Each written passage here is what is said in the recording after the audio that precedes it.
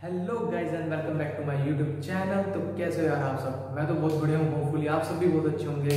तो this video specially for CA foundation July 2021, जिसमें हम डिस्कस करेंगे हमारे पेपर 2 जो कि है business loss and business correspondence and reporting का एग्जाम पैटर्न और कुछ इंपॉर्टेंट टॉपिक्स।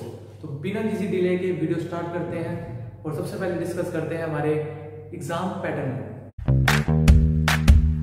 हर एक सीए फाउंडेशन स्टूडेंट के लिए जो कि मोस्ट डिफिकल्ट पेपर रहता है वो रहता है हमारा पेपर 2 जो कि होता है लॉ का। उसमें भी जो डिफिकल्टी बच्चे ज़्यादा महसूस करते हैं वो करते हैं पार्ट ए में, जो कि 60 मार्क्स का, जिसमें हमारे सारे एक्ट आते हैं। Indian contract act, sales of goods act, limited liability partnership act, companies act. But इस वीडियो के बाद मैं ये श्योरिटी दे सकता हूँ कि आपको ये पेपर इजी लगने लग जाएगा, क्योंकि मैं ऐसा पेपर पैटर्न बताऊंगा जो कि आप पिछले 5 अटेम्प्ट का उठा के देख लेना, बिल्कुल same to same question, same to same part, same marks के आपको मिलेंगे। तो पार्ट ए जो कि 60 मार्क्स का है, उसमें हमारे आते हैं टोटल नंबर ऑफ क्वेश्चन 6, जिसमें फर्स्ट क्वेश्चन जो होता है हमारा कंपलसरी। बाकी जो 5 बचे हुए क्वेश्चन होते हैं उसमें से हमारे को चॉइस होती है एनी 4 की। तो सबसे पहले मैं बताऊंगा कि क्वेश्चन फर्स्ट जो है उसमें हमारा किस तरह कहाँ से क्या क्वेश्चन क्या आता है। क्वेश्चन फर्स्ट में हमारे 3 पार्ट आते हैं, पार्ट ए, पार्ट बी और पार्ट सी। हर एक पार्ट 4 मार्क्स का होता है।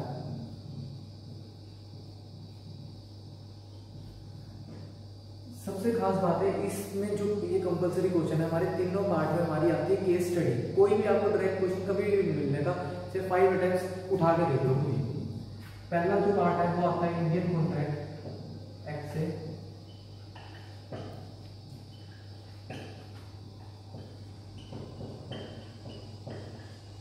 सेकंड आता है हमारा कंपनीज एक्ट से।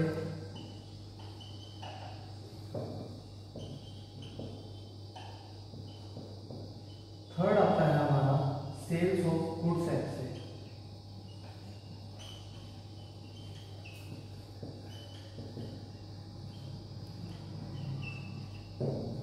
ये हुआ हमारा क्वेश्चन 1। तो बात करें क्वेश्चन 2 की, उसमें हमारे आते हैं 2 part, part A, part B. First part हमारा 6 मार्क्स का, सेकंड पार्ट भी हमारा 6 मार्क्स का। ये जो पार्ट है इसमें आपको दोनों के दोनों क्वेश्चंस मिलेंगे, डायरेक्ट क्वेश्चंस, कोई केस स्टडी नहीं आएगी, डायरेक्टली आपसे पूछा जाएगा। इसमें फर्स्ट जो पार्ट है वो पूछा जाएगा इंडियन कॉन्ट्रैक्ट एक्ट से।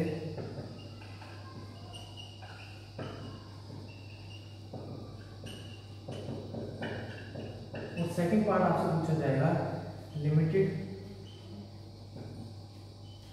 Liability partnership act 2008। तो सबसे खास बात बताऊं क्या है, जो पार्ट ए हमारे इंडियन कॉन्ट्रैक्ट एक्ट से, इसमें अधिकतर आपको मिलेंगे डिफरेंसेस। तो बात करें हमारे क्वेश्चन थर्ड की, थर्ड क्वेश्चन में आपको मिलेंगे 3 पार्ट ए, बी और सी। फर्स्ट पार्ट हमारा होगा 2 मार्क्स का, सेकंड 4 और थर्ड पार्ट हमारा होगा 6 मार्क्स का। फर्स्ट पार्ट आपको मिलेगा पार्टनरशिप एक्ट से।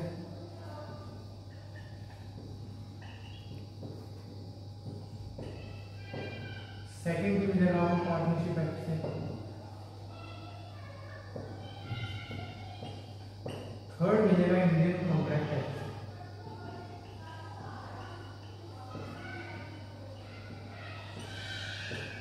जो हमारा पार्ट ए है पार्टनरशिप एक्ट से, ये डायरेक्ट क्वेश्चन होगा और इस डायरेक्ट क्वेश्चन में आपको चॉइस मिलेगी। इसमें इंटरनल चॉइस मिलेगी। इसमें आपको 2 पार्ट मिलेंगे, पार्ट ए और पार्ट बी। ए और बी तो नहीं, जैसे पार्ट फर्स्ट और पार्ट सेकंड, दोनों में से एक अटेम्प्ट करना होगा, डायरेक्ट क्वेश्चन होगा। पार्ट बी जो है हमारा पार्टनरशिप एक्ट का 4 मार्क्स का आएगा, ये भी आपको डायरेक्ट क्वेश्चन मिलेगा। थर्ड पार्ट जो है इंडियन कॉन्ट्रैक्ट एक्ट का 6 मार्क्स का, ये आपको मिलेगा केस स्टडी में। 3 क्वेश्चन डिस्कस कर लिए हैं। अब आते हैं क्वेश्चन नंबर 4। क्वेश्चन 4 2 पार्ट में 6 मार्क्स एंड 6। पहला क्वेश्चन आपको मिलेगा सेल्स ऑफ गुड्स एक्ट से।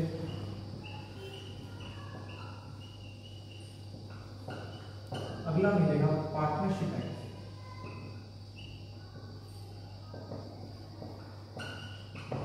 जो पहला क्वेश्चन है वो part A sales of goods act का, वो आपको मिलेगा डायरेक्ट, और पार्ट बी जो है हमारा पार्टनरशिप एक्ट से, वो आपको मिलेगा केस स्टडी में। हमने डिस्कस कर लिया है। अब हमारा है फिफ्थ क्वेश्चन, जो कि हमारा second last question. Question number fifth में भी आपको मिलेंगे दो पार्ट, पार्ट ए और पार्ट बी, 6 मार्क्स ईच। पहला जो होगा हमारा सेल्स ऑफ गुड्स एक्ट से, दूसरा होगा हमारा कंपनीज एक्ट से।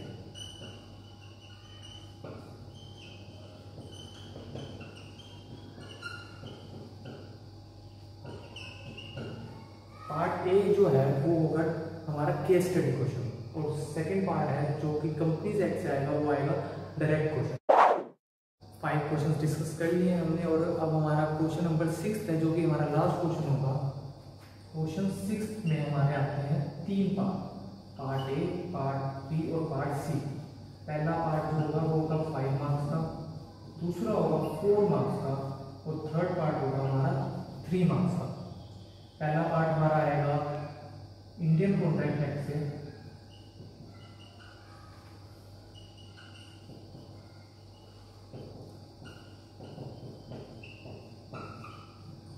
सेकंड पार्ट आएगा पार्टनरशिप एक्ट से,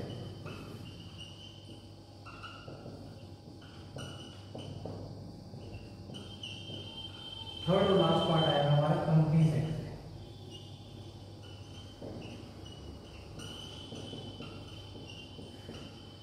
जो हमारा पार्ट ए और पार्ट बी है, वो दोनों के दोनों क्वेश्चन होंगे हमारे डायरेक्ट क्वेश्चंस।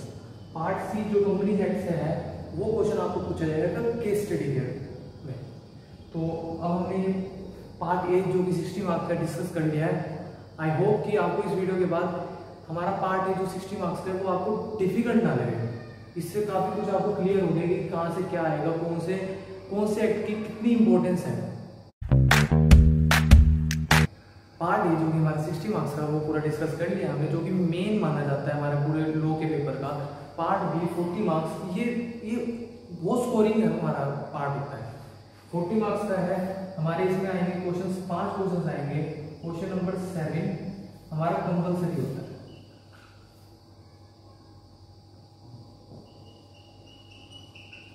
बाकी क्वेश्चन हमारे 8 to क्वेश्चन 11 में हमारे को एनी 4 अटेम्प्ट करने हैं।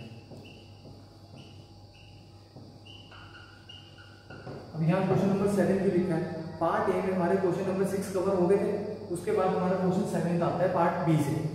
ठीक है, इसमें ज़्यादा बताने की जरूरत नहीं है, फिर भी मैं थोड़ा थोड़ा बता देता हूँ। जो हमारा कंपल्सरी क्वेश्चन है क्वेश्चन नंबर 7, इसमें आपको मिलेगा कॉम्प्रिहेंसिव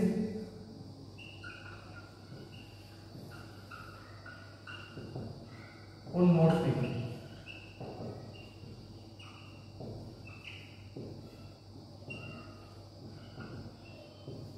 कॉम्प्रिहेंसिव पैसेज और नोट्स मेकिंग मिलेगा 5 मार्क्स का। नोट्स मेकिंग भी हमने किया हुआ है 12th में हमारी, और कॉम्प्रिहेंसिव भी अधिकतर हम बचपन से करते आ रहे हैं।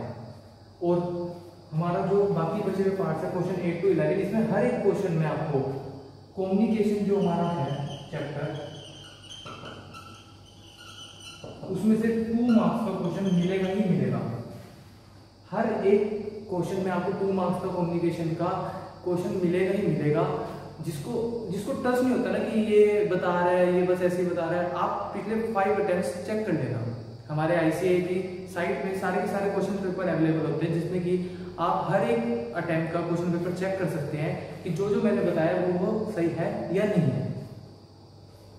और हमारे इसके साथ साथ सेंटेंसेस जो होते हैं उसमें भी कुछ ज़्यादा खास नहीं पूछते।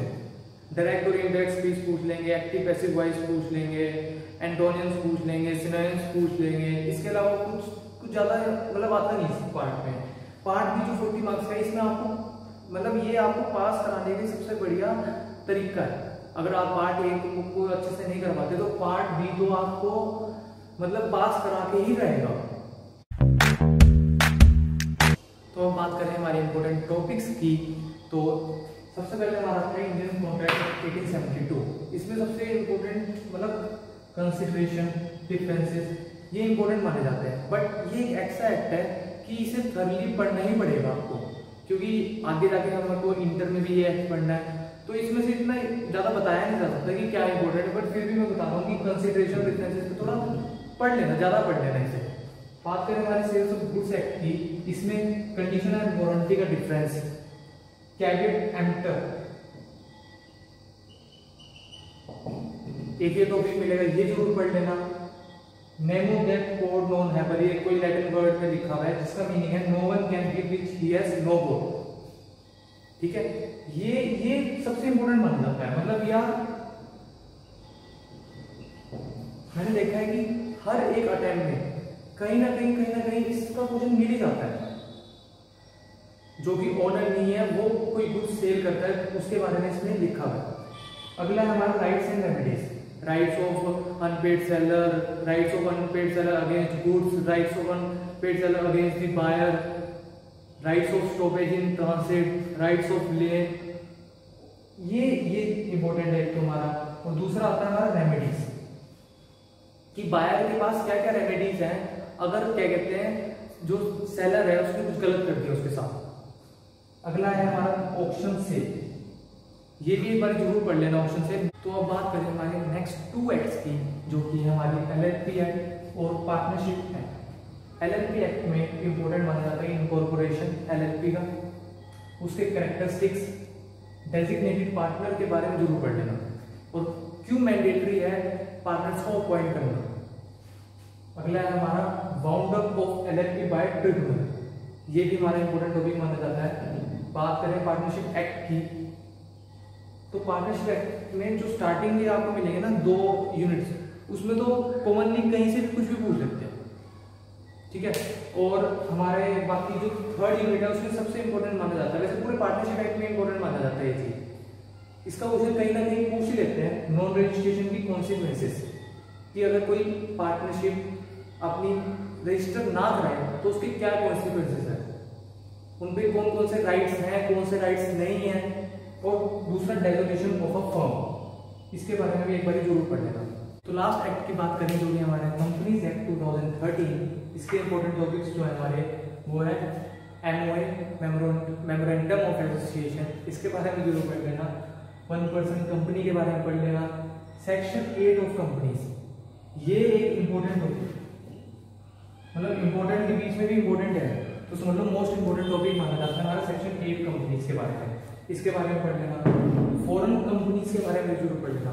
काफी बच्चों को ये नहीं पता होता कि फॉरेन कंपनी कहते किसे हैं, कि वो ऐसी कौन सी कंपनी को कहते हैं जो रजिस्टर्ड बाहर हुई है या हुई है।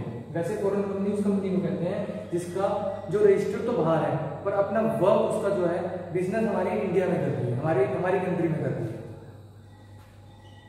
ये 2 पार्ट, ये 2 डॉक्ट्रिन्स जो है मोस्ट इंपॉर्टेंट है।